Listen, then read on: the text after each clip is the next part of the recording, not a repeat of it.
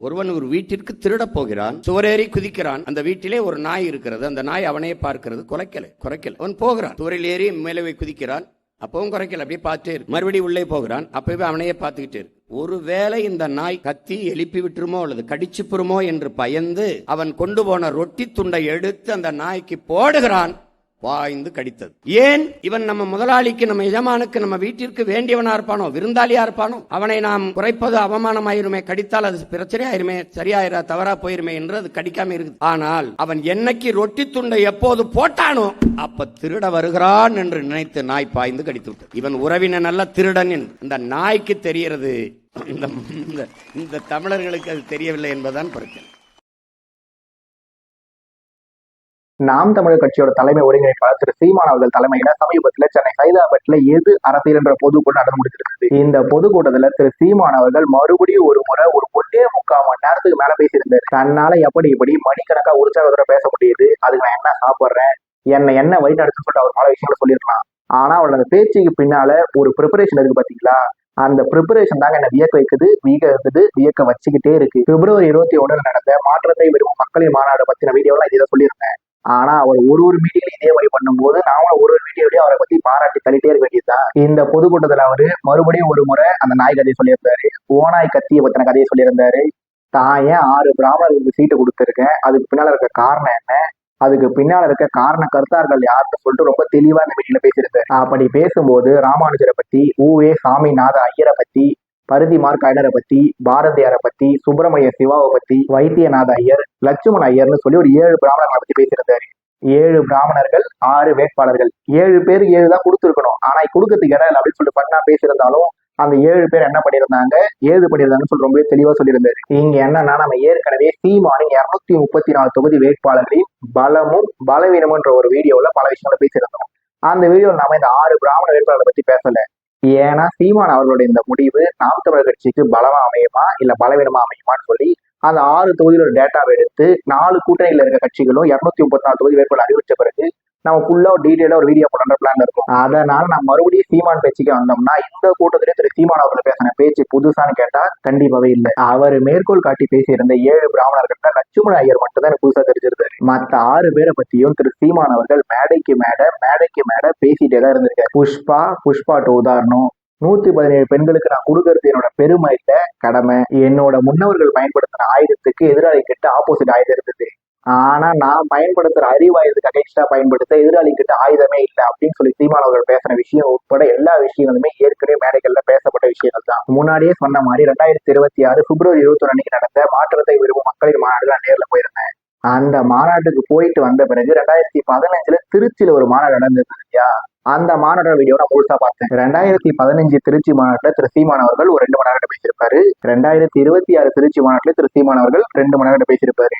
2015 திருச்சி மாநாட்டுல திரு சீமான் அவர்கள் பேசின விஷயங்கள்ல 80% 90% 2026 திருச்சி மாநாட்டிலயும் இருந்திருக்கும். இப்படி பல மாநாடுகள்ல பல பொதுக்கூட்டங்கள்ல பேசுற விஷயங்களை தொகுத்து திரும்ப திரு சீமான் அவர்கள் பேசுறாரு. ஏன் பேசுற விஷயத்தையே பேசுறாரு அப்படின்ற ஒரு எண்ணம் வந்துருக்குது. இந்த இன்ஸ்டாகிராம் ஜென்ரேஷன்ல 60 செகண்டுக்குள்ள எதுவாக இருந்தாலும் சொல்லி முடிக்கணுன்ற கட்டாயத்துல இருக்கும் போது திரு சீமான் அவர்களோட 2 மணி நேரம் ஸ்பீச்சை 3 மணி நேரம் ஸ்பீச்சை எத்தனை பேர் தான் முழுசா கேட்க போறாங்க? அதனால உண்மையை சொல்லணும், உறக்க சொல்லணும், அது எல்லாரோட காதலையும் கேட்கற வரைக்கும் சொல்லணும் சொல்லிக்கிட்டே இருக்கணும்னு சொல்லி திரு சீமான் அவர்கள் சொல்றாரு இல்லையா, அவரோட முயற்சி சாதாரணமானது கிடையாது. திரு சீமான் அவர்கள் தலைமையில ஒரு பொதுக்கூட்டம், திரு சீமான் அவர்கள் ஒரு 2 மணி நேரம் பேசுவாரு, பேசுற விஷயத்தை திரும்ப பேசுவாரு அப்படின்ற ஒரு எண்ணம் இருந்தாலுமே கூட அவர் அந்த 2 மணி நேரம் பேசுறாரு இல்லையா, அந்த 2 மணி நேரம் பேச்சு நமக்கு எங்கேயாவது சலிப்பை தருமானு கேட்டா கண்டிப்பாவே இல்லை. உதாரணத்துக்கு திரு சீமான் அவர்கள் வ.உ.சி. சுப்பிரமணிய சிவா இவங்க 2 பேரும் ஜெயிலுக்கு வெளியே மீட் பண்ற மாதிரி ஒரு விஷயத்த பல மேடைகளை பேசியிருப்பாரு. அந்த விஷயத்த திரு சீமான் அவர்கள் சொல்ல நாம எல்லாரும் கேட்க, திரு சீமான் அவர்கள் சொல்ல நாம எல்லாரும் கேட்கல இருந்து இப்ப இந்த மேடையில அந்த சினிமா சீனை போட்டாங்க பாருங்க, அந்த படத்தை நான் இது வரைக்கும் பார்த்தது இல்லை. ஆனா அந்த சீன் கரெக்டா ஸ்கிரீன்ல பிளே ஆகும் போது திரு சீமான் அவர் ஒரு விஷயம் சொல்லியிருப்பாரு இல்லையா, அவரோட வாய்ஸ் ஓவர்ல சீன் பிளே ஆகுது, சீமான் அவரோட வாய்ஸ் ஓவர் பிளே ஆகுது, கரெக்டா மண்டைக்குள்ள ஒரு கூஸ்பம்ஸ் உருவாக்கி இருக்கு பாருங்க, சான்ஸே இல்லை. திரு சீமான் அவர்கள் வரலாற்றை படிச்சுட்டு வந்து இந்த விஷயத்த சொன்னாரா இல்ல அவரும் அந்த படத்தை பார்த்துட்டு தான் இந்த விஷயத்த சொன்னாரா தெரியாது. ஆனா அவர் சொன்ன விஷயமும் அந்த படத்தோட சீன் பிளே ஆன விஷயமும், ஆனா இது ரெண்டும் கனெக்ட் ஆன தருணம் இருக்கே, அந்த தருணம் தான் திரு சீமான் அவர்களும் ஒரு இயக்குனர்ன்றதை நம்ம மறுபடியும் ஞாபகப்படுத்துறதா இருக்கும். இதே மாதிரிதான் ராமானுஜரை பத்தின விஷயங்கள், இதே மாதிரிதான் ஓஏ சாமிநாத ஐயரை பத்தின விஷயங்கள், இதே மாதிரிதான் பாரதியாரை பத்தின விஷயங்கள், இதே மாதிரிதான் பருதிமார் கழகரை பத்தின விஷயங்கள், இதே மாதிரிதான் வைத்தியநாத ஐயரை பத்தின விஷயங்கள்.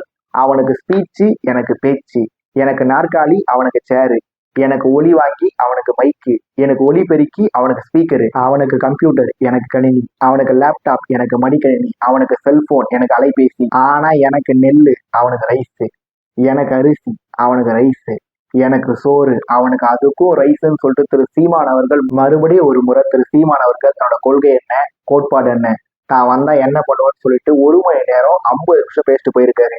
இதை பத்தி எந்த ஊடகமாவது விவாதம் எடுத்தாங்களா? தலைப்பு செய்தி போட்டாங்களா?